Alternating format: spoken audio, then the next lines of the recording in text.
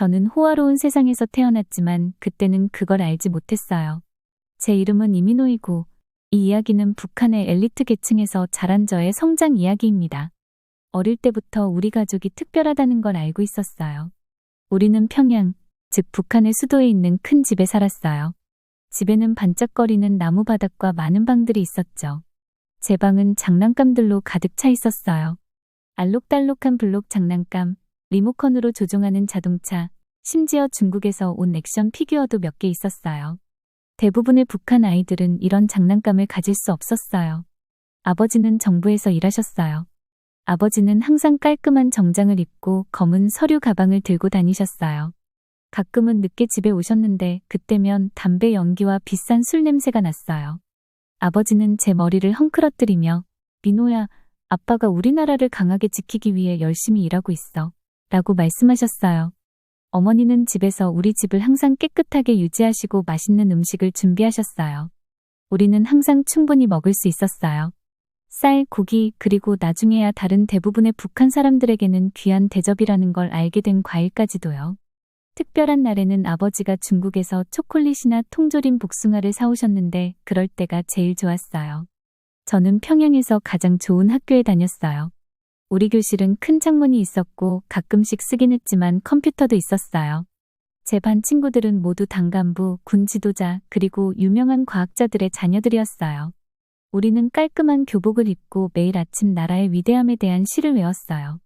저는 학교에서 특히 수학과 과학을 잘했어요.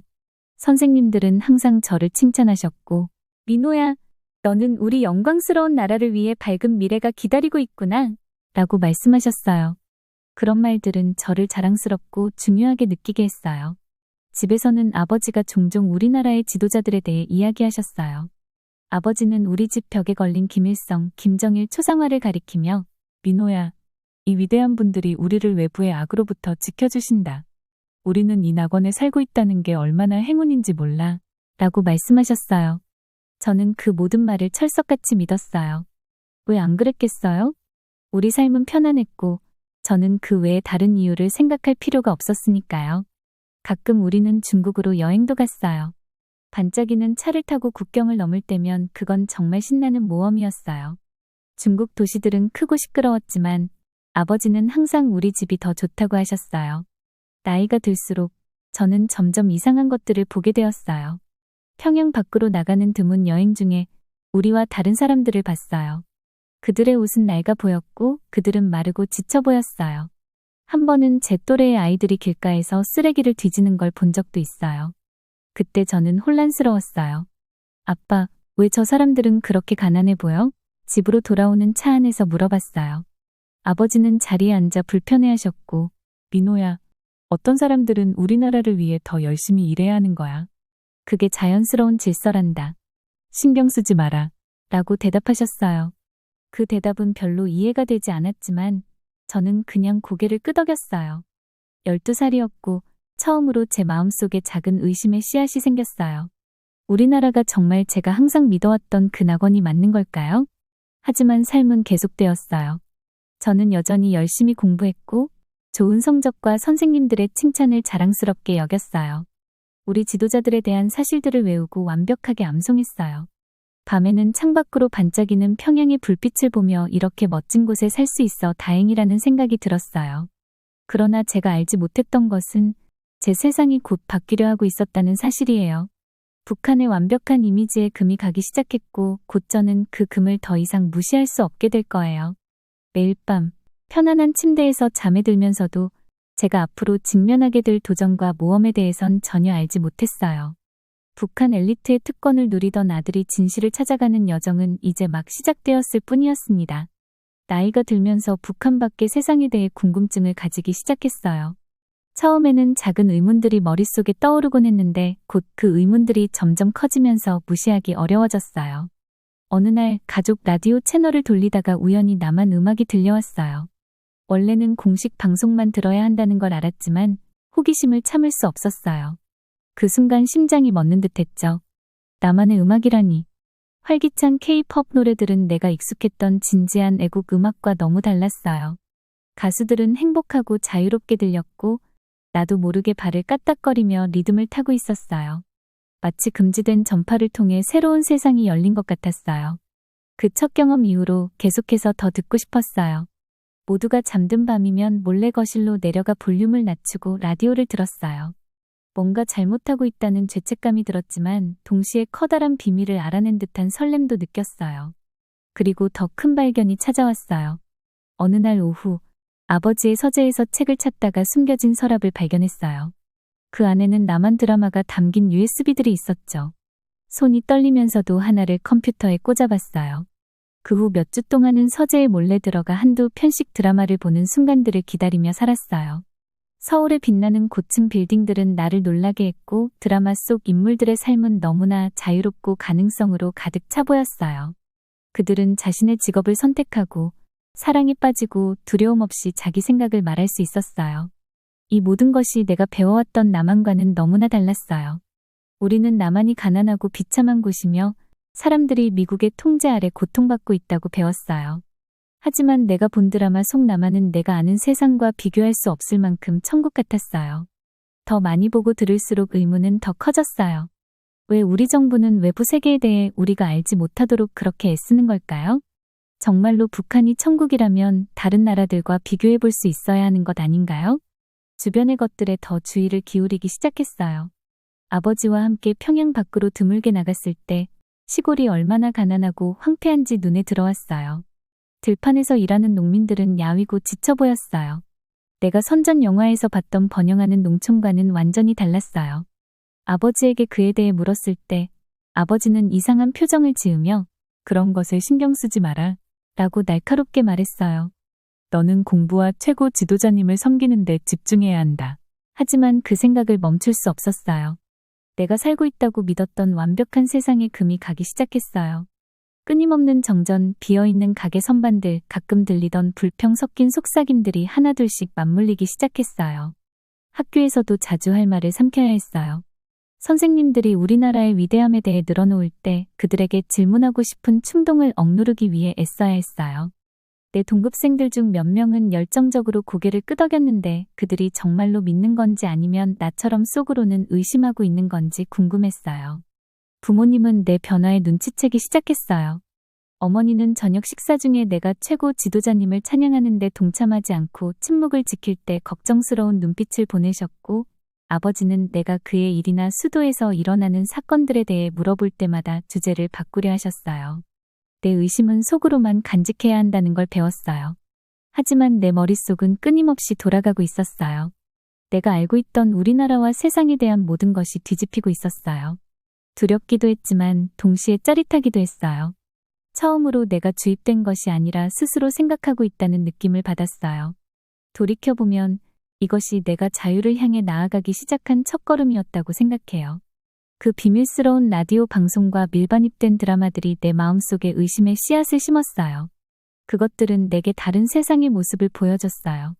사람들이 자유롭게 말하고 꿈을 추구하며 끊임없는 두려움 없이 살 수 있는 세상을요. 내가 자라면서 들어왔던 거짓말들을 완전히 이해하게 되기까지는 오랜 시간이 걸렸어요. 하지만 그 순간들, 라디오에 귀를 기울이고 몰래 드라마를 엿보던 순간들이 내가 진실로 향해 첫걸음을 내디딘 때였어요.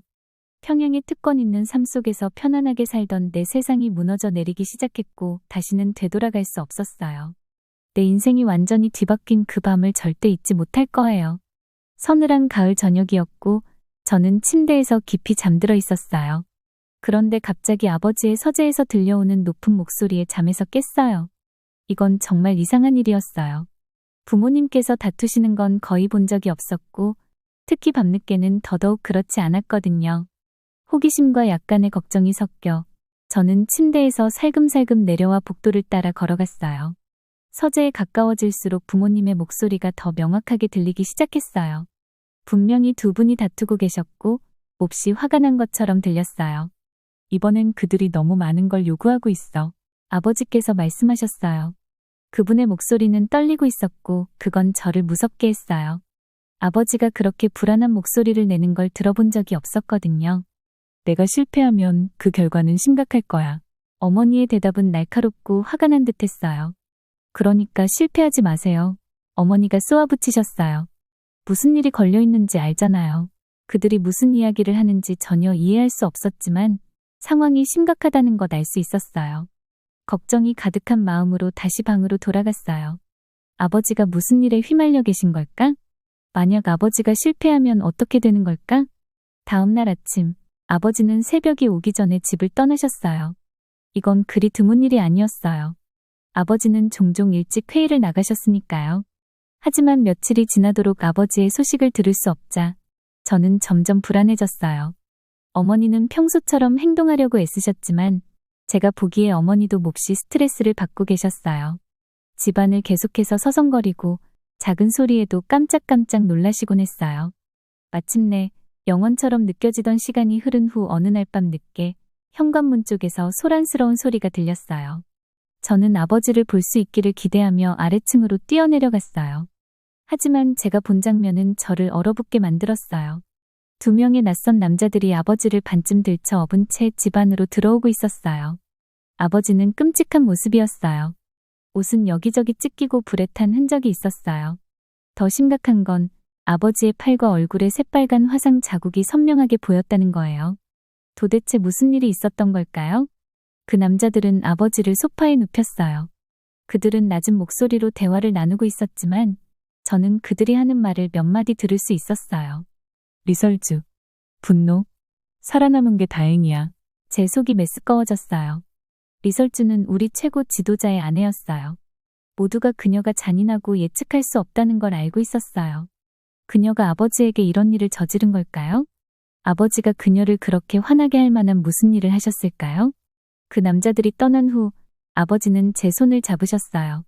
그분의 소나기는 약했고 눈은 고통과 두려움으로 감기 어린 듯 보였어요. 내 말을 들어라. 아버지는 속삭이듯 말씀하셨어요. 지금까지 그들이 우리에게 말한 모든 것. 그건 다 거짓말이야. 너는 꼭 탈출해야 한다, 민호야. 도망갈 방법을 찾아라. 약속해줘. 저는 충격과 혼란에 휩싸였어요. 아버지가 말씀하신 모든 것이 거짓말이라는 말이 무슨 뜻일까요? 어디서 탈출하라는 걸까요? 하지만 아버지의 눈은 너무도 진지하고 절박해 보였기에 저는 그저 고개를 끄덕일 수밖에 없었어요. 그러자 아버지의 눈이 감기며 그분은 의식을 잃으셨어요. 저는 그 자리에 서서 제 세상이 수백만 조각으로 산산이 부서져 버린 것 같은 기분이 들었어요. 제가 알고 있던 모든 것, 믿고 있던 모든 것, 그게 정말 다 거짓이었을까요? 그리고 아버지가 말씀하신 탈출은 대체 무엇을 의미하는 걸까요? 그 후 몇 주 동안 아버지는 서서히 회복되셨어요. 하지만 이제 아버지는 전과는 다른 사람이었어요. 얼굴에 남은 화상 흉터와 함께 늘 두려움에 찬 눈빛을 가지고 계셨어요. 아버지는 많은 비밀 전화 통화를 하고 가장 가까운 친구들과 속삭이는 대화를 나누셨어요. 뭔가 큰일이 벌어지고 있다는 걸 알았지만 그게 무엇인지는 몰랐어요. 그 밤에 대해 아버지께 물어보려고 할 때마다 아버지는 화제를 돌리셨어요. 하지만 아버지께서 하신 말씀을 잊을 수가 없었어요. 우리나라의 모든 것이 거짓일지도 모른다는 생각에 밤잠을 설쳤어요. 그 끔찍한 밤 이후 약 한 달이 지난 어느 저녁, 아버지께서 저를 서재로 부르셨어요. 아버지의 표정은 진지하고 약간 슬퍼 보였어요. 때가 됐다. 아버지가 말씀하셨어요. 우리가 너를 이 나라에서 탈출시키기 위한 계획을 세웠다. 너는 국경을 넘어 중국으로 가서 거기서부터 남한으로 갈 거다. 저는 제 귀를 의심했어요. 모든 것을 뒤로하고 떠난다고요? 제 집, 친구들, 제 모든 삶을요? 하지만 아버지의 흉터진 얼굴을 보고 그 밤에 아버지의 눈에 비쳤던 두려움을 떠올리며 다른 선택의 여지가 없다는 걸 알았어요. 그날 밤 우리 집은 혼란에 빠졌어요. 어머니는 작은 가방을 싸시며 조용히 눈물을 흘리고 계셨어요. 아버지는 저에게 중국 돈을 주시며 국경을 넘은 후 해야 할 일을 말씀해 주셨어요. 우리가 막 떠나려던 순간 현관문에서 큰 소리가 들렸어요. 열어라. 국가보위부다. 라는 목소리가 외쳤어요. 아버지의 얼굴이 창백해졌어요. 그들이 알아챘구나. 아버지는 목소리를 떨며 말씀하셨어요. 넌 지금 가야 한다. 뒷문으로. 달려가고 절대 뒤돌아보지 마라. 그럼 아버지는요? 저는 울면서 외쳤어요. 아버지를 두고 떠난다는 생각을 견딜 수가 없었어요. 아버지의 눈은 강철처럼 단단했어요. 내가 그들을 막을 거다. 아버지가 말씀하셨어요. 그게 유일한 방법이다. 이제 가거라. 눈물을 흘리며 저는 아버지를 마지막으로 꼭 안아드렸어요. 그리고 어둠이 짙게 깔린 밤속으로 뒷문을 통해 빠져나왔어요. 집 뒤편 골목길을 달리면서 소리치는 소리와 나무가 부서지는 소리가 들렸어요. 뒤돌아보지 않는 건 정말 힘든 일이었어요. 달리면서 눈물을 주체하지 못한 채 저는 지난 몇 주 동안 일어난 일들을 떠올렸어요. 정말 짧은 시간 동안 제 인생 전체가 송두리째 뒤바뀌었어요. 제 나라에 대해, 세상에 대해 알고 있던 모든 것이 의심스러워졌어요. 하지만 한 가지는 분명했어요. 저는 계속 나아가야 했어요. 아버지께서는 이 기회를 주기 위해 모든 걸 걸었어요. 아버지의 희생이 헛되지 않게 해야 했어요. 그래서 저는 자유를 약속하는 불확실한 미래를 향해 계속해서 달렸어요. 그 후 며칠은 두려움과 피로에 얼떨떨했어요. 달빛이 비치는 숲을 헤치며 걸었고 신발은 흠뻑 젖고 다리는 아팠어요. 나뭇가지가 부러지는 소리마다 놀라며 누군가에게 잡힐 것만 같았어요. 친절한 트럭 운전사들에게 편승하며 그들의 차량 뒷칸에서 웅크리고 너무 많은 질문을 하지 않기를 기도했어요. 밤이 되면 도랑이나 버려진 건물에서 잠을 잤는데 너무 무서워 오래 머물 수 없었어요. 드디어 국경에 도착했어요. 심장이 두근거리는 가운데 군중을 스캔하며 빨간 모자를 쓴 남자를 찾았어요. 그가 없으면 어쩌지? 이 모든 게 함정이라면? 하지만 그를 봤어요. 작은 배 근처에 무심하게 서 있는 그 남자와 눈이 마주쳤고 그는 살짝 고개를 끄덕였어요. 이게 바로 진실의 순간이었어요. 배에 올라타면서 북한 땅을 마지막으로 바라봤어요. 한때 천국이라 여겼던 그 땅이 이제는 어둡고 억압적으로 보였어요. 부모님이 생각나 목이 메었어요. 다시는 그들을 볼 수 있을까? 배를 타고 가는 시간은 짧았지만 매 순간이 영원처럼 느껴졌어요. 우리가 건너편에 도착했을 때 빨간 모자를 쓴 남자는 그저 흙길을 가리키고 사라졌어요. 저는 중국에 도착했어요. 해냈죠. 하지만 이게 여정의 시작일 뿐이라는 걸 알고 있었어요. 다음 몇 주는 정신없이 지나갔어요. 도시에서 도시로 이동하며 늘 뒤를 돌아봤어요. 값싼 호스텔에서 잠을 잤는데 낯선 소리와 냄새 때문에 잠을 설쳤어요. 집에서 편안히 자던 침대, 어머니의 요리, 익숙한 예전 생활이 그리웠어요. 하지만 포기하고 싶을 때마다 아버지의 말씀이 떠올랐어요. 탈출할 방법을 찾아. 이제 너무 멀리 와버렸으니 돌아갈 수 없었어요. 마침내 남한으로 갈 수 있도록 도와줄 사람들과 연락이 닿았어요. 비행기가 이륙할 때 저는 창문에 얼굴을 대고 아래를 바라봤어요. 중국의 불빛이 서서히 사라지고 있었어요. 부모님이 무사하시길 바랐어요. 고향 친구들이 제가 어떻게 되었는지 알게 될지 궁금했어요. 그리고 앞에 놓인 삶을 생각했어요. 불확실하지만 동시에 희망이 가득한 삶을요. 비행기가 밤하늘을 가르며 날아가는 동안 저는 조용히 다짐했어요. 이 기회를 꼭 잘 살릴 거라고. 새로운 삶을, 좋은 삶을 만들어낼 거라고. 그리고 언젠가 어떻게든 다른 사람들도 탈출할 수 있도록 돕겠다고. 이것이 저희 위대한 탈출이었어요. 하지만 많은 면에서 제 여정은 이제 막 시작된 것이었죠. 서울에 도착해서 버스에서 내렸을 때 긴 여정 끝에 다리가 후들거렸어요. 그 도시는 제가 상상했던 것과는 완전히 달랐습니다. 어디를 봐도 밝은 불빛이 번쩍였고 차들은 끊임없이 경적을 울렸으며 사람들은 형형색색의 옷을 입고 바삐 움직이고 있었어요. 마치 다른 행성에 착륙한 것 같은 기분이었죠. 첫 번째 도전은 머물 곳을 찾는 것이었어요. 저는 북한 탈북자들을 위한 쉼터 주소를 손에 꼭 쥔 채 거리를 헤맸어요. 모든 것이 너무 혼란스러웠습니다. 거리 표지판, 지하철 노선도, 심지어 사람들이 말하는 방식까지도요. 계속해서 모르는 단어들이 들려왔어요. 마침내 쉼터를 찾았어요. 데스크에 앉아있던 여성이 저를 향해 따뜻하게 미소 지으며 말했어요. 한국에 오신 걸 환영합니다. 이제 안전해요. 그 말은 저에게 크게 와 닿았어요. 안전하다는 것. 몇 주 만에 처음으로 조금은 안심할 수 있었어요. 그날 밤 진짜 침대에 누워 눈물을 흘렸습니다. 부모님 생각에, 떠나온 삶에, 그리고 앞으로의 불확실한 미래에 대해 울었어요. 그 후 몇 주는 정말 정신없이 지나갔어요. 정부에 등록하고 신문을 거치고 한국 시민이 되는 과정을 시작해야 했어요. 너무 벅찼지만 쉼터의 직원들은 인내심을 가지고 도와주었어요. 가장 큰 충격 중 하나는 기술이었어요. 북한에서는 제가 컴퓨터를 쓸 줄 안다는 이유로 기술에 능숙하다고 생각했었는데 여기선 모두가 놀라운 기능을 가진 스마트폰을 가지고 있었어요. 처음 누군가가 앱으로 음식을 주문하는 것을 봤을 때 제 입이 떡 벌어졌습니다. 음식도 또 다른 모험이었어요.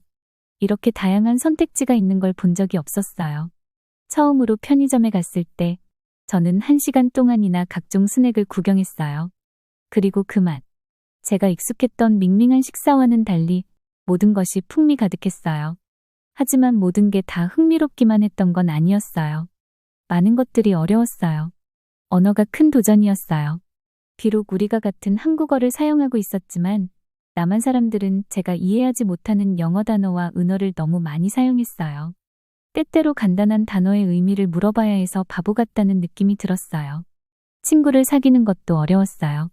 사람들이 제가 북한에서 왔다는 것을 알게 되면 종종 이상한 반응을 보였어요. 어떤 사람들은 너무 호기심이 많아서 저를 불편하게 만드는 개인적인 질문을 하기도 했어요. 또 어떤 사람들은 제가 스파이일지도 모른다고 생각하는 것처럼 두려워하기도 했어요. 다행히 쉼터에서 다른 탈북자들을 만났어요. 우리는 다른 사람들은 이해할 수 없는 방식으로 서로를 이해했어요. 문화 충격에 대한 이야기를 하며 웃기도 하고 향수병에 시달릴 때 서로를 위로해 주기도 했어요. 어느 날 쉼터의 한 자원봉사자가 저에게 탈북자들이 대학에 진학할 수 있도록 돕는 프로그램에 대해 알려주었어요. 저는 수학과 과학을 잘했기 때문에 지원하기로 했어요. 입학시험은 정말 어려웠지만 밤낮 없이 공부했어요. 서울대학교에서 합격 통지서를 받았을 때 또다시 눈물이 났지만 이번엔 기쁨의 눈물이었어요. 대학교는 완전히 새로운 세상이었어요. 캠퍼스는 거대했고 아름다운 고전 건물들과 첨단 실험실이 있었어요. 제 동급생들은 정말 똑똑하고 자신감이 넘쳤어요. 처음에는 제가 너무 어색하게 느껴졌어요. 하지만 점차 친구들을 사귀기 시작했어요. 우리는 도서관에서 함께 공부하고 카페테리아에서 점심을 먹으며 때때로 주말에는 노래방에 가기도 했어요. 저는 공부에 몰두했어요. 따라잡기 위해 열심히 노력했어요. 힘들었지만 새로운 것을 배우는 게 너무 즐거웠어요. 저는 컴퓨터에 항상 매료되어 있었고 이제는 그것을 어떻게 프로그래밍하는지 배우고 있었어요. 새로운 기술을 습득할 때마다 작은 승리를 이룬 것 같은 기분이 들었어요. 수업 외 시간에는 조금씩 서울을 탐험했어요. 궁전과 박물관을 방문하며 나만의 역사와 문화를 배웠고 붐비는 시장에서 길거리 음식을 맛보기도 하고 공원에서는 거리 공연도 구경했어요. 서서히 도시는 덜 낯설게 느껴지기 시작했어요. 제가 서울에 도착한 지 약 1년이 지난 어느 날 바쁜 거리를 걷고 있었을 때 문득 이런 생각이 들었어요. 이제는 길을 잃지 않겠구나. 제가 어디에 있는지, 어디로 가고 있는지, 어떻게 가야 하는지 알았어요. 사소한 일이지만 그 순간 저는 드디어 이곳에 속해 있다는 느낌이 들었어요. 그날 밤 부산으로 이사한 쉼터 룸메이트와 영상 통화를 하며 말했어요. 이제 여기서 조금은 집 같은 느낌이 들어. 그가 미소 지으며 말했어요. 그거 참 좋네, 민호야. 하지만 우리가 어디에서 왔는지는 잊지 말아야 해. 우리에게는 다른 사람들을 돕고 우리가 떠나온 사람들을 절대 잊지 않을 책임이 있어. 그의 말이 제 마음속에 깊이 남았어요. 그래, 나는 남한에서 새로운 삶을 만들어가고 있어. 하지만 북한은 항상 내 마음속에 있을 거야. 그리고 어쩌면 언젠가 내가 가진 경험들을 통해 두 나라를 잇는 다리를 놓을 수 있을지도 몰라. 그날 밤 잠자리에 들면서 얼마나 멀리 왔는지 생각해 봤어요. 평양에서의 특권이 있었지만 통제된 삶에서 서울에서의 도전적이지만 자유로운 삶으로. 쉽지는 않았고 앞으로도 많은 도전이 있을 거라는 걸 알았어요. 하지만 처음으로 미래가 기대되기 시작했어요. 남한에서는 내가 원하는 어떤 것이든 될 수 있어요. 가능성은 무궁무진했어요. 새로운 삶의 남한에 정착했어도 제가 어디에서 왔는지를 절대 잊지 않았어요. 아버지의 희생과 북한에 남겨둔 친구들의 기억이 항상 제 마음속에 있었어요. 그래서 다른 탈북자들을 돕고 남한 사람들에게 북한의 삶에 대해 가르쳐야겠다는 깊은 필요성을 느꼈어요. 그래서 저는 북한 이탈 주민들을 돕는 다양한 단체들과 함께 일하기 시작했어요. 학교나 지역사회 센터에 가서 제 이야기를 나누곤 했어요. 항상 쉬운 일만은 아니었어요. 때로는 손이 떨리고 겪었던 일들을 이야기할 때 목소리가 갈라지기도 했어요. 하지만 그만큼 중요한 일이었기 때문에 계속했어요. 서울의 한 고등학교에서 처음으로 강연했던 날이 기억나요. 학생들이 줄지어 앉아 저를 쳐다보고 있었어요. 어떤 학생들은 호기심 가득한 눈빛이었고 또 어떤 학생들은 약간 두려워하는 듯했어요. 저는 깊이 숨을 들이마시고 이야기를 시작했어요. 제가 여러분 나이였을 때 제가 말했어요. 저는 피자를 한 번도 먹어본 적이 없었어요. 인터넷을 사용해 본 적도 없었고 K-팝 노래를 들어본 적도 없었어요. 학생들이 놀라서 숨을 삼켰어요. 앞줄에 앉아있던 한 남학생이 손을 들고 물었어요. 왜요? 라고요. 저는 북한 정부가 어떻게 모든 것을 통제하는지, 사람들이 먹는 것, 보는 것, 배우는 것까지 모두 다 제어한다는 것을 설명해 줬어요. 그리고 우리가 매일 어떻게 선전 교육을 받고 남한과 미국을 미워하도록 가르침 받았는지 이야기했어요. 하지만 마음속 깊은 곳에서는 제가 말했어요. 많은 사람들이 외부 세계에 대해 궁금해했어요. 다만 그 궁금증을 어떻게 해소해야 할지 몰랐을 뿐이에요. 제가 이야기하는 동안 학생들의 표정이 바뀌기 시작하는 걸 볼 수 있었어요. 그들의 두려움과 의심이 동정과 이해로 바뀌었어요. 강연이 끝났을 때 많은 학생들이 눈물을 흘리고 있었어요. 한 여학생이 저에게 다가와 말했어요. 저는 북한 사람들이 우리 적이라고 생각했어요. 그런데 이제는 당신들이 우리와 똑같다는 걸 알겠어요. 그냥 우리가 누렸던 기회를 누리지 못했을 뿐이에요. 그런 순간들이 모든 노력을 가치 있게 만들어줬어요. 시간이 지나면서 제 이야기를 더 많이 나눌 기회가 생기기 시작했어요. TV 프로그램이나 큰 회의에서 초대받아 이야기할 기회 생겼어요. 처음엔 무서웠어요. 여전히 밝은 조명과 빠른 서울의 속도에 압도당하는 것 같았거든요. 하지만 제 목소리가 중요하다는 걸 알았어요. 어느 날 남한의 국회에서 이야기할 기회도 생겼어요. 연단에 서서 모든 의원들의 진지한 얼굴들을 바라봤어요. 심장이 너무 세게 뛰어서 모두가 그 소리를 들을 수 있을 것 같았어요. 저는 깊이 숨을 들이마시고 이야기하기 시작했어요. 북한에서 본 굶주림에 대해 이야기했어요. 심지어 엘리트들 사이에서도 굶주림이 있다는 것을요. 또 모든 사람들에게 드리워진 두려움, 잘못된 말이나 행동을 하면 언제든지 수용소에 갈 수 있다는 걱정에 대해 이야기했어요. 하지만 북한 사람들은 강해요. 제가 말했어요. 그들은 회복력이 있어요. 그리고 많은 사람들이 자유를 꿈꾸고 있어요. 비록 그들이 그것을 소리내어 말할 수 없을지라도요. 제가 이야기하는 동안 의원들이 의자 앞으로 몸을 기울이며 제 말 한마디 한마디에 집중하는 모습을 볼 수 있었어요. 어떤 의원들은 고개를 끄덕였고 어떤 의원들은 눈물을 닦고 있었어요. 제가 이야기를 마치자 방 안이 박수 소리로 가득 찼어요. 몇몇 의원들은 저에게 다가와 악수를 청했어요. 당신의 말이 우리의 눈을 뜨게 해줬어요. 한 의원이 말했어요. 우리는 북한 사람들을 돕기 위해 더 많은 일을 해야 해요. 하지만 큰 연설들만 한 것은 아니었어요. 저는 다른 탈북자들과 1대1로 일하며 그들이 남한에서의 삶에 적응할 수 있도록 도왔어요. 제가 처음 남한에 왔을 때 얼마나 모든 것이 벅찼는지 기억했어요. 밝은 조명, 빠른 도시 생활, 첨단 기술들. 저는 새로운 탈북자들과 앉아 스마트폰을 사용하는 방법이나 지하철을 타는 방법을 천천히 설명해주곤 했어요. 그리고 그들이 남한 억양을 연습할 수 있도록 도와줬어요. 남한 억양은 북한 억양과 꽤 다르거든요. 때로는 그저 그들의 두려움과 좌절감을 들어주기도 했어요. 길을 잃은 기분이 드는 게 당연해요. 제가 그들에게 말했어요. 저도 그렇게 느꼈어요. 하지만 믿어봐요. 시간이 지나면 나아져요. 이제 당신은 안전하고 새로운 삶을 만들 기회를 얻었어요. 이 모든 과정에서 저는 남한의 민주주의에 계속 놀라웠어요. 사람들이 정부를 공개적으로 비판할 수 있다는 사실이 여전히 저에게는 혁명적으로 느껴졌어요. 처음으로 대통령 후보 토론을 TV에서 보면서 후보들이 공개적으로 서로 논쟁하고 의견을 달리하는 모습을 보고 놀랐어요. 이런 일은 북한에서는 절대 일어나지 않을 텐데 제가 속으로 생각했어요. 세월이 흐르면서 저는 점점 더 남한의 집처럼 느껴졌어요. 하지만 제 뿌리를 절대 잊지 않았어요.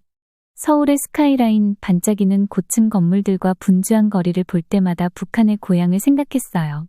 부모님을 생각하며 그분들이 아직 살아계신지 그리고 그분들의 희생이 헛되지 않았다는 것을 알고 계실지 궁금했어요.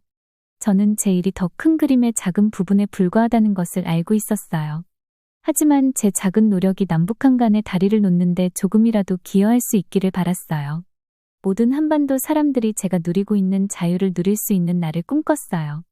분단으로 인해 갈라진 가족들이 마침내 다시 만날 수 있는 날을요. 항상 쉬운 일만은 아니었어요. 때로는 제가 떠나온 것들에 대한 기억이 너무나도 버겁게 느껴지는 날들도 있었어요. 남한과 북한의 문화적 차이가 절대 메워질 수 없는 간극처럼 느껴지는 날들도 있었어요. 하지만 그럴 때마다 저는 아버지의 마지막 말씀을 떠올렸어요. 탈출할 방법을 찾아라. 저는 단순히 탈출하는 것 이상의 일을 해냈어요. 저는 새로운 집, 새로운 목적을 찾았어요. 그리고 매일 제 작은 방법으로 2개의 한국을 더 가까워지도록 하는 일을 하고 있었어요. 그것은 큰 꿈이었지만 저는 그것이 가능하다고 믿었어요. 왜냐하면 제 자신의 여정이 가장 불가능해 보였던 꿈도 이룰 수 있다는 것을 보여줬기 때문이에요.